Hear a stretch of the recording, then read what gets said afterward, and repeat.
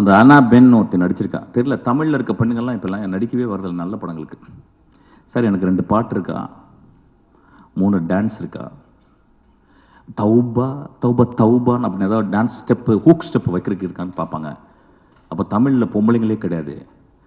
அப்போ இங்கேருந்து போயிட்டு பஸ் ஏறி போயிட்டு ஆனபெல்னு ஒரு சிறுக்கியை பிடிச்சிட்டு வந்திருக்கான். ஒரு பேய் அரக்கி. அவ எத்தனை வார்த்தை பேசியிருக்கான்னா 1.5 வார்த்தை பேசியிருக்கான்னு நினைக்கிறேன். ஒரு பாட்டு வர பாடிட்டா அதுக்கு அடி, ஒரே அடி. சூரிய போட்டு ஒரு மணி நேரம் அடி என்ன அடிக்கிறான் போட்டவள. இந்த சமூகம் அப்படித்தானே இருக்கு. ஒரு பெண் பாடக்கூடாதுல்ல. ஒரு எக்ஸ்ட்ராடனரி பெர்ஃபார்மன்ஸ். அநேகமாக இந்த வருஷத்தினுடைய நேஷனல் அவார்டு அந்த குழந்தைக்கு கிடைக்கணும்னு நான் வந்து ஆசீர்வாதம் பண்றேன். அதுக்கப்புறம் சூரியனுடைய எவல்யூஷன் கேரக்டர் ஆர்க். நான் சினிமாவில் தான் கேரக்டர் ஆர்க் பார்த்துருக்கேன். ஒரு கதையின் கதாநாயகன் ஃபர்ஸ்ட் சீனில் வந்து மோசமாக இருப்பான், கடைசி சீனில் ஒரு பெரிய மகானாக இருப்பான். ஃபர்ஸ்ட் சீனில் மகானாக இருப்பான், கடைசி சீனில் வந்து கொடுங்கோலனாக மாறிடுவான். இது ஒரு கேரக்டர் ஆர்க். இது சினிமாவில் தான் கதைகளில் தான் நடக்கும். நிஜ வாழ்க்கையிலே சூரிக்கு நடந்திருக்கு. ஒரு கமெடியனாக உருவாகி இன்னைக்கு ஒரு உலகம் போற்றும் ஒரு நடிகனாக மாறிட்டான். நான் அன்னைக்கு நைட்டு இரவு உட்காந்து பேசினேன். என்னடா மகனே நீ இப்படி, எங்கடா உனக்கு ஏதாவது அருள்கிருள் வந்துருச்சா, இல்லை காதல ஏதாவது உனக்கு ஏதாவது ஒரு அசரீரி கேட்டுச்சா, உன் வாழ்க்கையில இப்படியாப்பட்ட முடிவுகள் எடுத்து இப்படி நீ வேகமா அப்படியே வெற்றிமாறன், அப்படியே கருடன், அப்படியே ராம். இன்னைக்கு ஒரு எக்ஸ்ட்ராடனரி. எனக்கு தெரிஞ்சு இன்னைக்கு தமிழ் சினிமாவின் மிக முக்கியமான 2 நடிகர்கள் நான் சொல்லுவேன் வந்து விஜய் சேதுபதியும் சூரியன் நான் சொல்லுவேன். நான் விஜய் சேதுபதி ஒர்க் பண்ணேன், 67 நாட்கள் ஒர்க் பண்ணேன். ஒரு நாள் கூட எங்க 2 பேருக்கு ஒரு சின்ன உராய்வு கூட ஏற்படல. அந்த குழந்தை அவ்வளவு கண்ணியமாக, அவ்வளவு மேன்மையாக நேசித்து ஒரு கேரக்டர் நடிச்சிருக்கான். இந்த படத்தில் சூரிய அதே மாதிரி தான். எனக்கு தெரிஞ்சு இந்த படத்தில் சூரிய தவிர வேற யாராவது நினைச்சு கூட பார்க்க முடியாது. சூரிய ஒரு இடத்துல மூத்திரம் நடிச்சிருக்கான், நடிக்கவே முடியாது. இந்த மாதிரி வாழ்ந்திருக்கான்.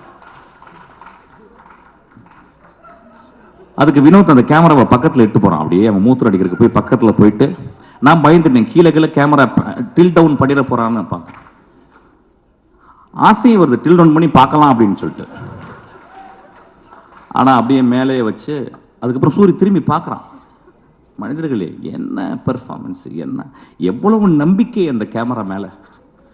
முதல் சீனை வந்து அவன் கிட்டத்தட்ட ஒரு 4 நிமிஷம் கேமரா எட்டு போயிட்டு ஒரு அம்மா குளிச்சுட்டு அதை தலையில தண்ணியை தொளிச்சுட்டு தன் மகள் இப்படி பண்ணிட்டாலே, மகள் இப்படி பண்ணிட்டேன்னு அவள் கோயிலுக்கு போறதை வந்து ஒரு extreme long shot. I think இந்தியாவில் ஒரு லாங்கஸ்ட் ஷாட்டா கூட இருக்கும்னு நினைக்கிறேன்.